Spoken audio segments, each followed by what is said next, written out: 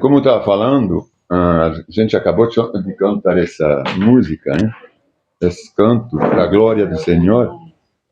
A gente vai continuar no Evangelho de João, de Jean em francês, Jean, mas João em português, hein? É, a gente vai começar agora o capítulo 2, ele fala já do primeiro milagre, né? Os primeiros sinais maravilhosos do Senhor. É muito importante que a gente tenha consciência o que eu senti agora, passando um tempo com o Senhor, estudando essa pregação de hoje. O Senhor me fez, me deixou consciente que todos os milagres que Ele fez é um entendimento que eu, na verdade, não tinha percebido assim claramente. É óbvio a gente que o Senhor ele é Deus, hein? Mas a gente às vezes não o vê. A gente vê Deus, como já falei da outra vez, o Jesus principalmente, ele veio em toda essa humildade. A gente tem dificuldade de reconhecer a glória, né, de alguém. Imagina um mendigo na rua. A gente não vê glória nenhuma nele, não é? Jesus era muito humilde. Ele não veio para ser servido. Ele não veio de terno, paletó, gravata. Não, mas é para ilustrar, como se fosse na nossa cultura, né? Ou tipo um banqueiro poderoso que tem influência. Não, ele veio para servir. Ele até lavou os pés dos discípulos, hein?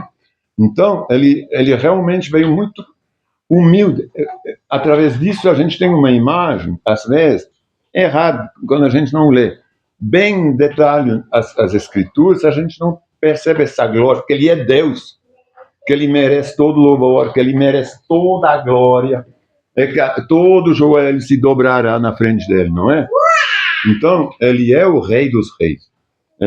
E quando a gente vai agora começar a ver os milagres dentro da palavra, no Evangelho de João, o João ele não enfatizou muitos milagres. E talvez seja justamente por causa disso, não sei por que não, mas de 35 milagres que são reportados nos 4 evangelhos, o João ele só fala de 8, hein? Ele não enfatizou o lado assim milagroso, né, entre as pessoas. Ele enfatizou a glória.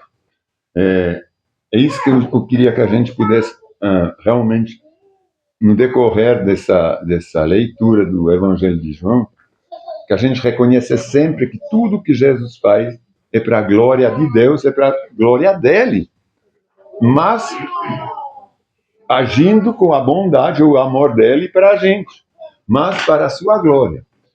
Porque para Jesus não faz diferença se a gente é curado ou não de alguma doença, certo?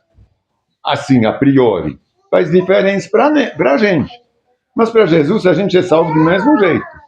Que a gente morre com um pé paralisado, sei lá, com qualquer uma enfermidade ou não.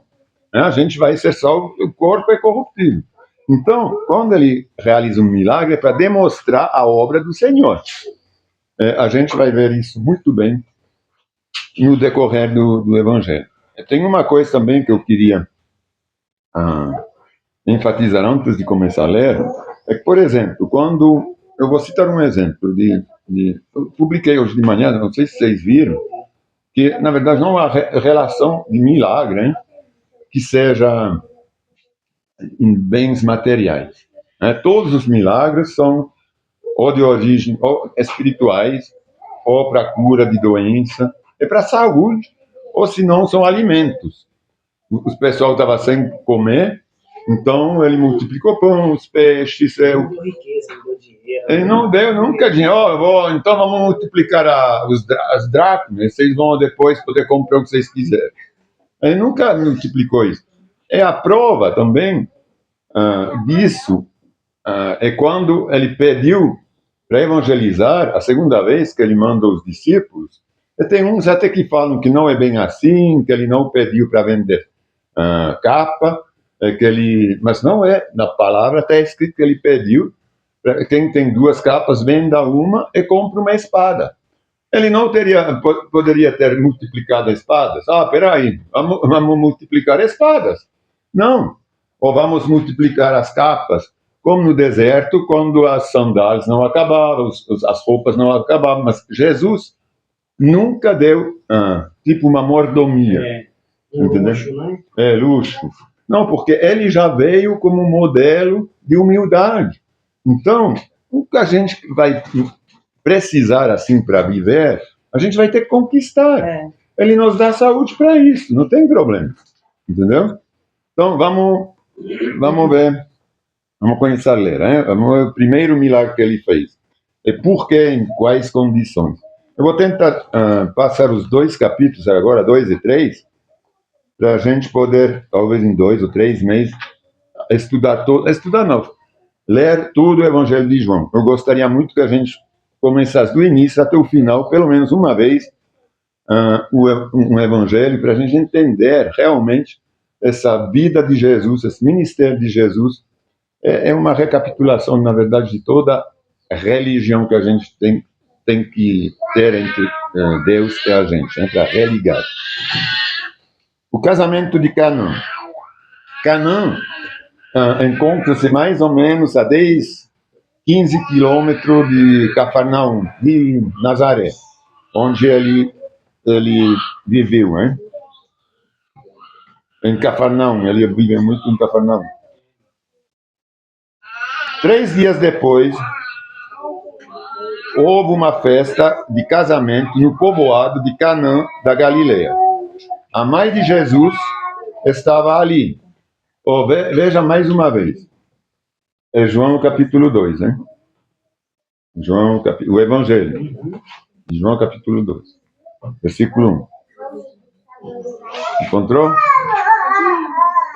Não, vou esperar. É um João, né? Não, é o Evangelho de João. Poxa, meu, não é igual, não. Sim, você tem Mateus, o Novo Testamento começa por Mateus, Marcos, Lucas e João. O título do seu é o casamento e o meu é... Ah, não, mas tudo bem, esses aqui são subtítulos. Sim, são subtítulos. São subtítulos que cada Bíblia... Essa aqui não faz parte, eu nem deveria ler, na verdade. São subtítulos. Esse aqui não faz parte das escrituras, esses subtítulos. Porque lá o relato do casamento é multiplicação do vinho mesmo. 3 dias, vou recomeçar. Então, versículo 1. 3 dias depois, houve uma festa de casamento no povoado de Canaã da Galileia. A mãe de Jesus estava ali. Veja como o João nunca falou a Maria. De novo, é a mãe de Jesus. Estava ali. E Jesus e seus discípulos também foram convidados para a celebração. A gente não sabe quem deu essa festa de casamento. Porque não está citado, realmente ninguém sabe. São conhecidos lá de Jesus, da família de Jesus, foram convidados. Né? Durante a festa, o vinho acabou. É vinho, não é suco de qualquer coisa, é vinho mesmo, hein? Fermentado. E a mãe de Jesus lhe disse: eles não têm mais vinho. Aí ela falou isso para ele fazer alguma coisa. Ele responde: mulher. Olha como ele responde: mulher, isso não me diz respeito. Isso tem nada a ver comigo. Né? Isso não. Qual o problema se eles não têm mais vinho? É isso que ele aparentemente fala. Ele falou. Respondeu Jesus: minha hora ainda não chegou. Quando ele fala minha hora ainda não chegou, ele quer dizer para a mãe dele: mulher, você não tem, o que você tem a ver? Isso não tem nada a ver com você nem comigo. Então, eu que decido. Se eu tenho que fazer um milagre, a hora é minha. Não é você que vai decidir por mim a hora. Então, quando ele respondeu isso, ela se tocou. Ela falou, porque ela sabia que ele era o Cristo, né? Ela tinha recebido já. Então, ela sabia que ele poderia fazer isso, só que ela não tinha que mandar nele, isso aqui é coisa de Deus, ele é Deus. Então, ele fala, minha hora ainda não chegou, para mostrar que é ele que vai decidir. Sua mãe, porém, disse aos empregados: façam todo o que ele mandar. Aí que ela falou para o pessoal: não, é verdade, é ele que vai fazer. Então, ele deve ter olhado bem assim para ela: opa, eu que vou decidir quando que eu vou fazer o milagre, o primeiro, quando, como que vai ser. Não é a senhora, não. Então, aí ela se tocou, ela falou para todo mundo, para os empregados: então façam o que ele manda. Pronto.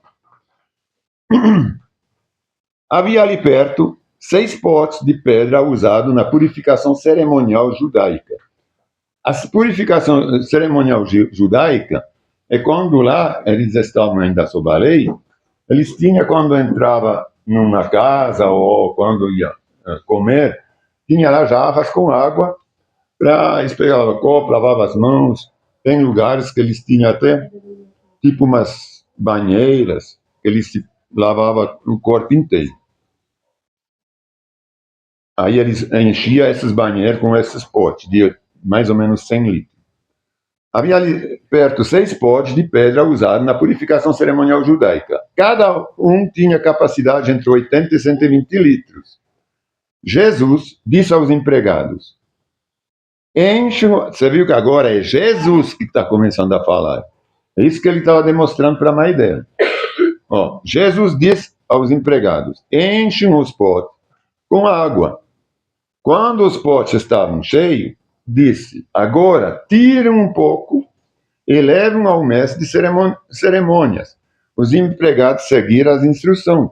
Pegaram uma amostra, uma concha, foram lá para levar para o mestre, para o anfitrião, que é o mestre de cerimônia. O mestre de cerimônia provou a água transformada em vinho, sem conhecer a sua procedência.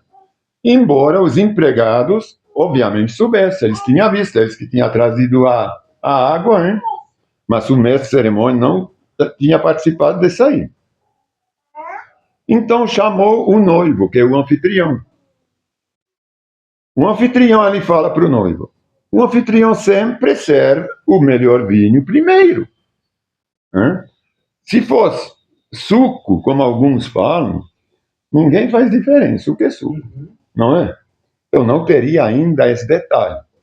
Comprova bem que é vinho. Quando fala de vinho, é vinho.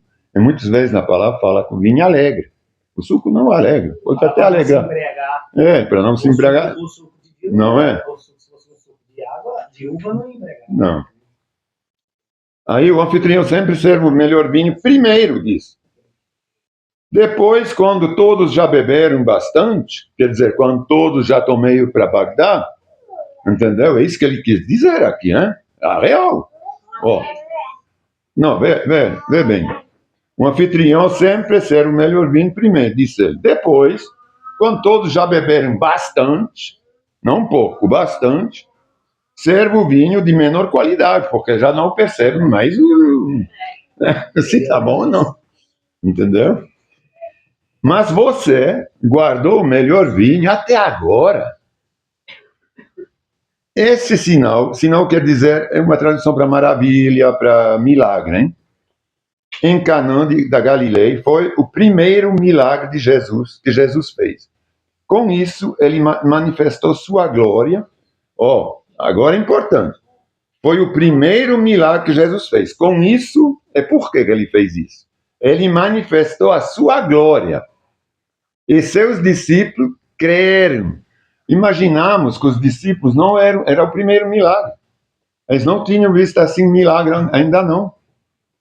Os discípulos, eles tinham chamado, uns conheciam, eles falavam: vem com a gente, vem conhecer. Os discípulos não, eles criam assim, mais ou menos, talvez, porque não, ele fala que o Messias realmente, ele foi batizado, teve essas coisas, tudo, mas aí você vê que aqui ele está ainda falando, João.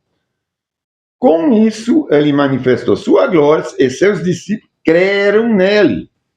Depois do casamento, foi a Cafarnaum, onde ele convivia lá, é bem perto também de...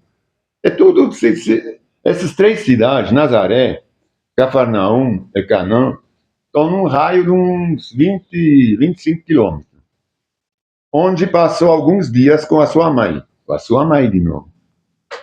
Seus irmãos e seus discípulos, em Cafarnaum, eles moravam lá. Era quase época da festa da Páscoa judaica. Por que a festa da Páscoa judaica? Esse aqui também vale a pena explicar. A gente está comemorando a Páscoa, hein, até hoje. Mas eu já preguei, pelo menos uma vez, que essa Páscoa a gente nem deveria mais festejar. Vocês lembram? Porque o cordeiro já foi sacrificado. É pronto, não tem mais cordeiro a sacrificar. Ele era simbolizado, Jesus, como sendo cordeiro. Hein? Antes, o cordeiro significava a libertação do povo, era o sangue de cordeiro que protegeu o povo no Egito, quando eles passaram. A Páscoa quer dizer o Pessah, a passagem do povo de Israel no deserto, lá no Egito. A libertação do povo. Então, aí o Senhor falou, vocês vão comemorar todo ano matando um cordeiro, vocês vão comemorar essa passagem, a Páscoa, esse Pessah. Então, aí até o Senhor ter sido, o próprio cordeiro ter sido morto. Então, é por isso que ele fala, aqui é muito importante isso. Como que eu estava, né? Era quase, no 13, era quase época da festa da Páscoa judaica, de modo que Jesus subiu a Jerusalém. No pátio do templo, viu comerciantes que vendiam bois, ovelhas, pombas para o sacrifício. Também viu negociantes em mesas, trocando dinheiro estrangeiro. Imagina, tinha cambistas. No pátio do templo, tinha cambistas.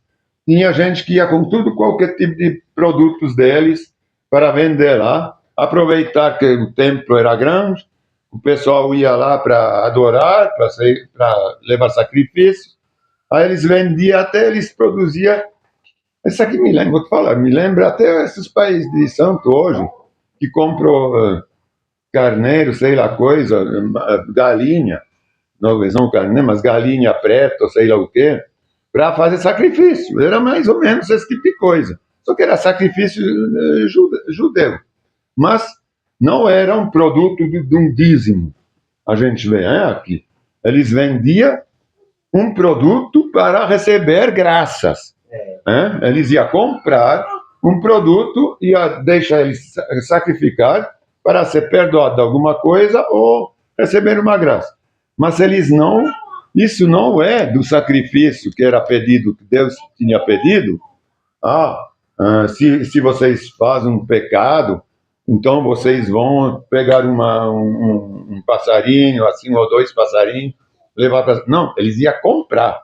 Então, eu acho que isso aqui era mais negócio que realmente religiosidade. É por isso, porque se não fosse, não teria explicação que Jesus se irritasse com isso e manda esses boi, todos esses animais embora. Ao contrário, ele ia falar, que bom, vocês estão criando animais para ser sacrificado, é muito bom. Então, pode continuar. Mas não era, não. Aí, tinha cambis que trocava até moeda lá no templo. Então, o que aconteceu? Jesus fez um chicote de corda, e os expulsou a todos, mas todos, e não deixou ninguém do templo. Pôs para fora as ovelhas e os bois, espalhou as moedas dos negociantes no chão. Então, tinha realmente nada a ver com o mandamento, eles eram todos debaixo da lei.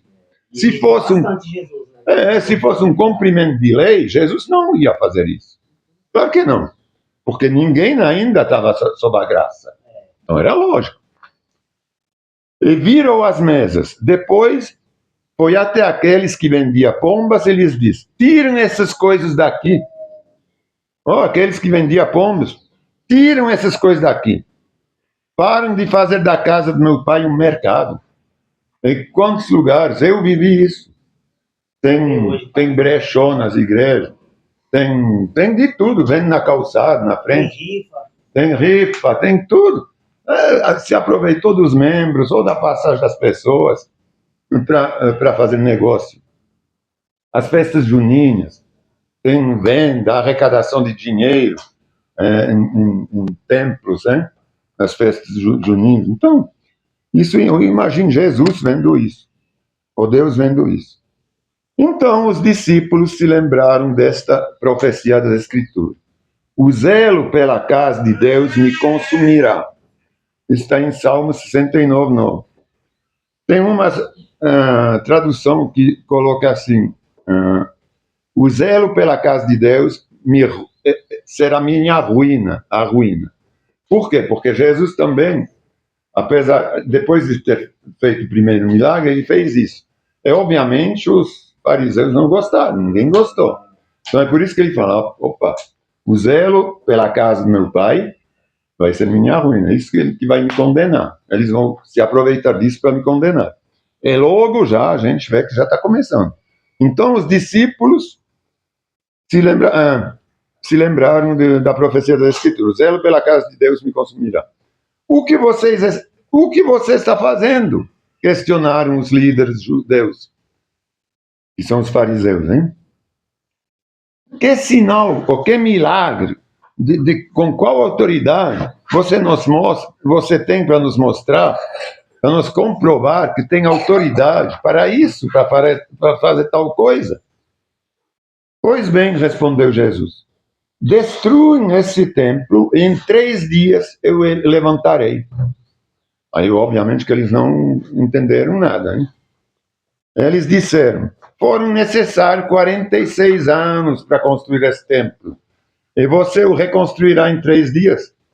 Agora, aqui, esses 46 anos para construir o templo, a gente já viu que, na verdade, foi uma reforma que foi feita por Herodes o Grande, que ele blasfemou esse templo, né? Levando cheio de ídolos, de coisas de Baal lá dentro, tinha de tudo nesse templo. Era uma blasfêmia. Essa aqui a gente pode ver em outros lugares da Escritura. Eles disseram que foram necessários 46 anos para construir esse templo. E você o reconstruirá em 3 dias. Mas quando Jesus diz este templo, estava se referindo a seu próprio corpo, né? Que nós hoje somos o templo também do Senhor, do Espírito Santo. Depois que ele ressuscitou dos mortos, seus discípulos se lembraram do que ele tinha dito e creram de novo nas Escrituras e em suas palavras. E creram nas Escrituras, porque estava escrito, né, tudo que ele passou, depois a morte dele, o sacrifício. Exatamente. Aí creram, né? Nas Escrituras e nas palavras. Mas depois que ele ressuscitou, isso depois de 3 anos, hein?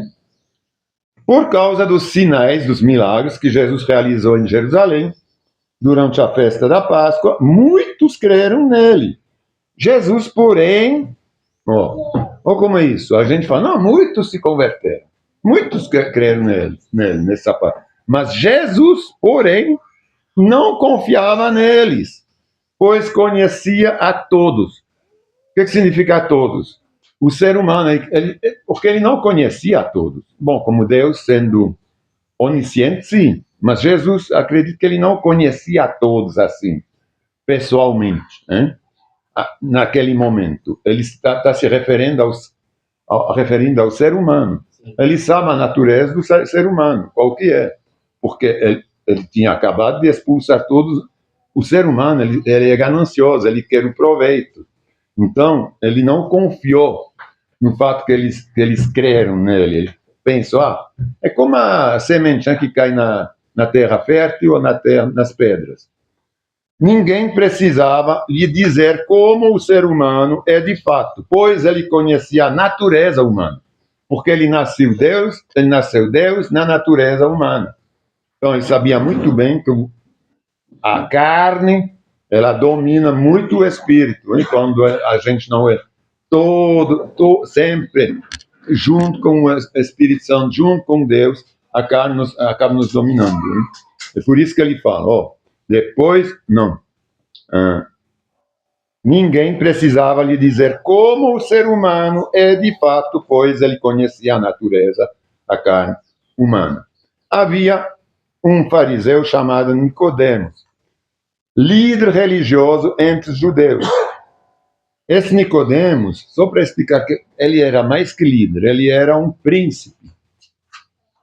Eu pesquisei um pouquinho sobre ele. Ele era um descendente de Davi, do rei Davi. Então, quem tinha sangue de Davi, que era líder religioso, ele era até juiz no Sinédrio. Então, que é um negócio onde tem julgamento, hein? Então, são os religiosos, os fariseus. Mas se ali era tipo um juiz, advogado e príncipe, por descendência da consanguinidade com Davi, hein? Certa noite veio falar com Jesus e disse. Então ele tinha autoridade para falar, esse Nicodemos. Rabi, que quer dizer mestre, todos nós sabemos que Deus enviou o Senhor para nos ensinar. Ele tinha reconhecido a autoridade em Jesus, ele conhecia as Escrituras, Isaías, ele tinha reconhecido os sinais em Jesus que concordava em dizer que realmente era Deus que o enviou. Seus sinais são provas de que Deus está com o Senhor. Jesus respondeu: eu lhes digo a verdade. Quem não nascer de novo não verá o reino de Deus. Como pode um homem velho nascer de novo? Perguntou Nicodemos. Acaso ele pode voltar ao ventre da mãe e nascer uma segunda vez? Como é interessante, né, como esse diálogo entre Jesus e Nicodemos, porque ele fala como erudito na palavra, Nicodemos. Peraí, como que é possível isso que você está falando? Jesus respondeu: eu lhe digo a verdade. Ninguém pode entrar no reino de Deus sem nascer de água e do Espírito. Os seres humanos podem gerar apenas vida humana. Mas o Espírito que dá luz à vida espiritual. Portanto, não se surpreenda quando eu digo é necessário nascer de novo. Ou como é importante essa necessidade que Jesus... Isso bem no início do ministério de Jesus.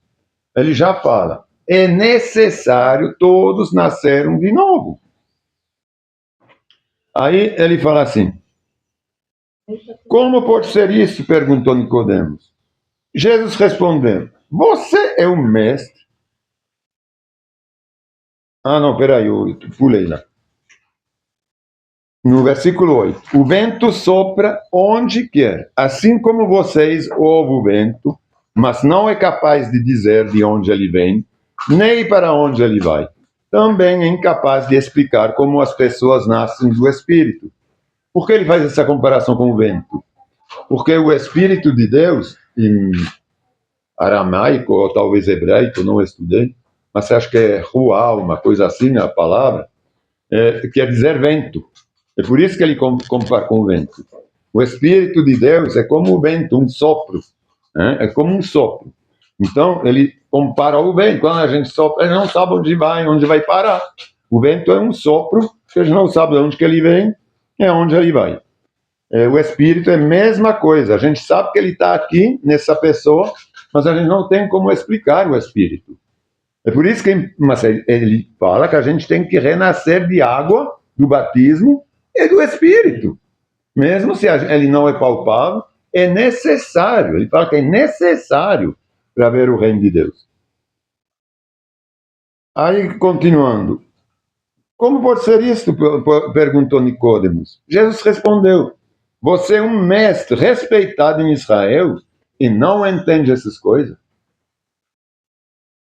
Eu lhe digo a verdade. Falamos daquilo que sabemos e vimos. E, no entanto, vocês não creram em nosso testemunho.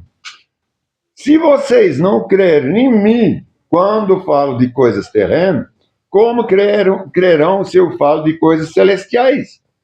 Ninguém jamais subiu ao céu, exceto aquele que de lá desceu o Filho de Homem, que era ele. Ele está falando agora, porque muitos aqui não creram, né? Imagina, era bem no início do ministério dele. Aí ele está lá no templo. Tem um que creu, o Nicodemos creu. Alguns creram, mas ele não confiou. Mas tudo o resto não creu. Isso que dá para entender. Porque ele já está falando, vocês não estão crendo em mim. Então a maioria não creu. Quem creu, ele nem confiava que ele fala, né? Mas ele não estava confiando que eles realmente creram. Então, agora o Nicodemos creu. E como Moisés no deserto levantou a serpente de bronze numa estaca, também é necessário que o Filho de Homem seja levantado para que todos nele crerem. Tenha a vida, para que todos que nele crerem tenham a vida eterna. Porque isso tinha acontecido no deserto, né? Quando teve uma praga, a serpente matava. Aí o Moisés levantou a estaca, a serpente, parou. Quem olhava para a estaca não era mordido ou picado. Porque Deus amou tanto o mundo que deu seu Filho único. Mas para quê? Vejam para que ele deu. Ele ama tanto a gente. É isso que eu queria que a gente entenda. Ele não é só amor. Ele não é um amor que é assim, ele me ama. Oh, Senhor, eu mereço porque você me ama. Não, não é só isso. Eu hei de amá-lo para reconhecer a glória quando ele faz alguma coisa para mim. Porque Deus amou tanto o mundo que deu o seu Filho único para que todo o que nele crê não pereça, mas tenha a vida eterna. Deus enviou seu Filho ao mundo, não para condenar o mundo, mas para salvá-lo por meio dele. Então, ele veio realmente para nos salvar. Mas para quê? Por meio dele, para que a gente reconheça que é ele, porque é por meio dele, e não porque eu mereço. Não há condenação alguma para quem crê nele, mas quem não crê nele já está condenado por não crer no Filho único de Deus. E a condenação se baseia nisto. A luz de Deus veio ao mundo, mas as pessoas amaram mais a escuridão que a luz, porque seus atos eram maus. Agora, isso aqui é terrível, né? Vamos reler só essa frase. A condenação se baseia em quê? Quando alguém é condenado? A luz de Deus. Por quê? Porque a luz de Deus veio através de Jesus ao mundo, mas as pessoas, mesmo aquelas que conviveram, muitos não creram, porque preferiram. A gente tem um exemplo aqui. Muitos vieram, muitos viram, muitos ouviram, mas preferem as coisas do mundo. Não é que a gente é melhor, mas quando ouve a palavra, não é aqui que estou falando, mas a gente tem esse testemunho, né, também. Mas as pessoas amaram mais a escuridão que a luz, que é terrível isso. Porque seus atos eram maus. Quem pratica o mal odeia a luz. Então, quem pratica as coisas do mundo odeia a luz, porque não há como ser óleo ou água junto. Ou é uma coisa ou a outra. Então, a gente segue o mundo, a gente segue a palavra. Segue a Jesus. Ou senão a gente odeia ele. Não adianta falar, eu te amo, Jesus. Mas eu faço as coisas do mundo. Então não tem como fazer isso. Porque como óleo, tem que misturar água no motor do seu carro. Vocês vão ver como a mistura é boa. Logo, logo vocês vão saber que não se mistura. Porque seus atos eram maus. Quem pratica o mal odeia a luz e não se aproxima dela, pois teme que seus pecados sejam expostos. Por que não quer se aproximar de Jesus? Porque sabe que pecam. São pecadores. Ele sabe que se aproxima de Jesus, tudo vai ser visto e eles vão ter que mudar. Vai ter que tirar esses pecados da vida deles, porque Jesus vai revelar. Não é a palavra revela. Por isso que eles não querem se expor na luz. Porque sabe que tudo vai ser revelado a Cristo. E que eles vão ter que mudar. Não é? Exatamente isso que está escrito. Mas quem pratica a verdade se aproxime da luz, para que outros a vejam, para que outros vejam que ele faz a vontade de Deus. Eu tenho problema em me aproximar de Jesus? Se eu sei que eu estou fazendo a vontade de Deus? Não tem. Todo mundo vai ver. Eu estou praticando a palavra. Porque tudo vai ser revelado a Jesus. Quando alguém vai me falar, não, peraí, estou fazendo aqui, ó. Não tem nada. Então Jesus e seus discípulos saíram de Jerusalém e foram para a região de Judeia. Jesus passou um tempo ali com eles batizando. Ele começou a batizar Jesus. Aí tinha o João Batista e ele, né, batizando. Nessa época, João Batista também batizava em Enom, perto de Salim, pois havia ali bastante água, que era o Rio Jordão. E o povo ia até ele para ser batizado. Até o João Batista, né? E isso aconteceu antes de João ser preso, óbvio, por Herodes, né? O filho do Herodes o Grande. Surgiu uma discussão entre os discípulos de João Batista e certo judeu a respeito da purificação cerimonial. Aqui está escrito certos judeus, e em outras traduções está escrito e os judeus, em geral. Houve uma discussão entre ele, o João Batista e os judeus. Os discípulos de João Batista foram falar com ele, eles disseram, Rabi, mestre, o homem que o Senhor encontrou no outro lado do Rio Jordão, aquele de quem o Senhor deu testemunho, também está batizando. Esse aqui está falando de Jesus. Você lembra o homem que você viu há uns dias, que veio, quando você estava do outro lado do Jordão, que você batizou ele, que você falou que você deu testemunho que era ele, que você estava esperando, que era maior que você? Agora ele está batizando do outro lado. Todos vão até ele. João respondeu, ninguém pode receber coisa alguma, a menos que lhe seja concedida, do céu. Vocês sabem que eu lhes disse claramente, eu não sou o Cristo. Lembra? Eu falei para vocês, eu não sou o Cristo, vai vir um maior que mim. Ele veio, vocês lembram que eu dei testemunho. Estou aqui apenas para preparar o caminho para ele. É o noivo que se casa com a noiva, que é a igreja. O amigo do noivo simplesmente se alegra. O amigo do noivo é ele, o João Batista. O amigo do noivo simplesmente se alegra de estar ao lado dele e ouvir seus votos. Portanto, muito me alegro com o destaque dele. Ele deve se tornar cada vez maior e eu cada vez menor. Olha a humildade de João Batista. É isso nós temos que ter essa atitude de João Batista. Nós não somos Jesus, hein? A gente não tem a gente não nasceu do Espírito Santo. Agora, a gente pode ser imitador 100% de João Batista. Ele era o ser humano completo. Ele entendeu a mensagem de Jesus. Ele entendeu que mais que Deus cresce na vida dele, menor ele fica, melhor é para ele. Quando mais Deus tem destaque nas nossas vidas, melhor é para a gente, melhor a gente se sai em tudo, qualquer lugar da nossa vida. A gente é melhor em saúde, a gente é melhor em tudo. A gente tem a proteção dele, a gente tem a clareza dele, a gente tem o sal, a luz dele. É melhor para tudo. Quando a gente diminui, a gente cresce. Aquele que veio do alto é superior a todos. Nós somos da terra e falamos de coisas terrenas, mas ele veio do céu e é superior a todos. Então, imagine quem não tem o Espírito Santo. Como é bom ter o Espírito Santo. Ele veio do céu. Sem o Espírito Santo, a gente não pode ter nenhuma compreensão de nada, nenhum entendimento de nada. A gente pode ter o entendimento que vem do céu quando a gente recebe o Espírito Santo, quando a gente é cristão, quando a gente faz as coisas, pratica a palavra, a gente vive as coisas do céu. Meu Deus!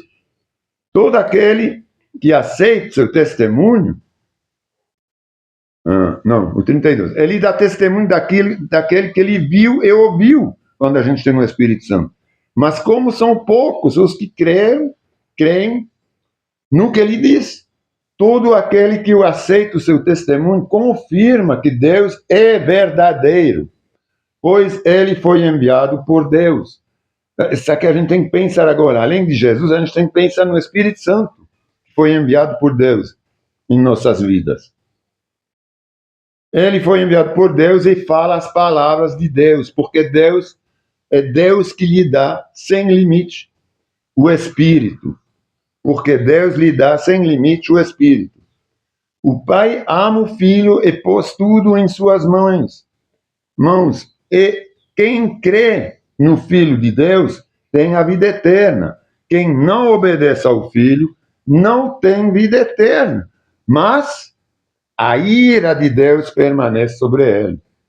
Então vamos ficar com essas palavras, que é muito melhor obedecer, porque senão o que permanece sobre as nossas vidas é a ira de Deus. A gente não quer receber a ira de Deus. A ira dos seres humanos já é bastante. A gente pode imaginar o que é a ira de Deus, não é? É uma coisa que é para a eternidade, além disso.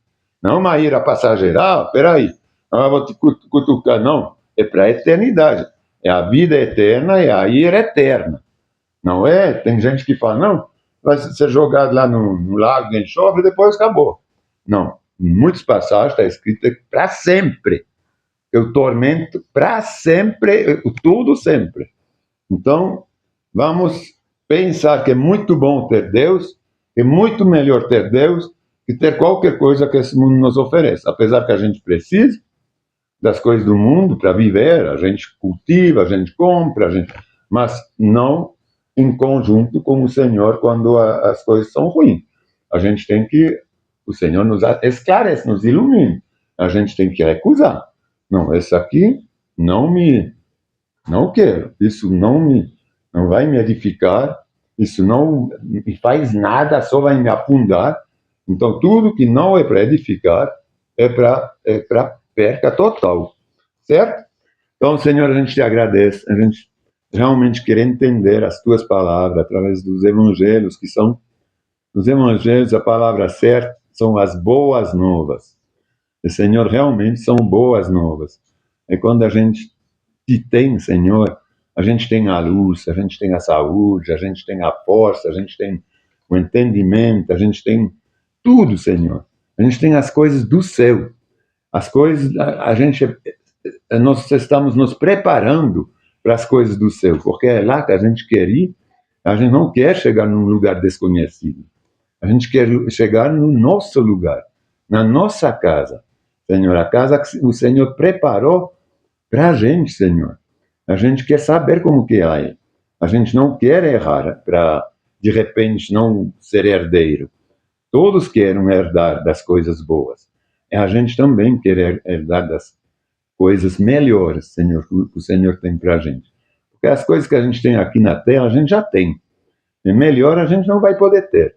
Então, tudo que é bom e melhor vem de ti, Senhor. E isso tem que ter essa consciência, e a gente tem essa consciência através dessas boas novas. Eu te agradeço, Senhor, porque você se revelou em cada um de nós, Senhor. A gente pôde, através do batismo, Senhor, nas águas, como o Senhor falou, que é necessário, não é opcional. É necessário que a gente passe pelas águas e que a gente seja batizado também pelo Teu Espírito. É ser batizado pelo Teu Espírito, Senhor. É ter o Teu Espírito continuamente em nós, Senhor.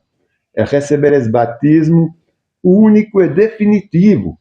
Viver com o Espírito Santo. Isso é ter o batismo do Espírito.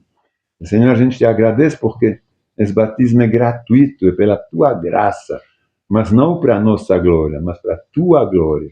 Porque a gente quer reconhecer nessas obras tuas a tua grandeza e não o nosso conforto. É claro que no teu amor o Senhor faz tudo isso para que a gente possa viver melhor e para que a gente possa ter um entendimento melhor contigo.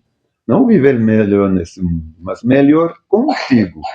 Viver melhor no entendimento do teu coração, da tua palavra, Senhor. Senhor, eu coloco cada um de nós entre as tuas mãos, que o teu Espírito, o Espírito Santo, você possa agora dar essa clareza a todos os meus irmãos, como a mim também. Senhor, a gente precisa de ti, porque sem ti É impossível entender o reino, impossível. Por isso eu te peço, abençoa cada um de nós, Senhor. Abençoa poderosamente, que toda escama, que todo véu que ainda possa ser presente em nossas vidas seja agora queimado, dissipado, e que a clareza, a luz seja completa. Em nome de Jesus. Amém. Obrigado, Senhor.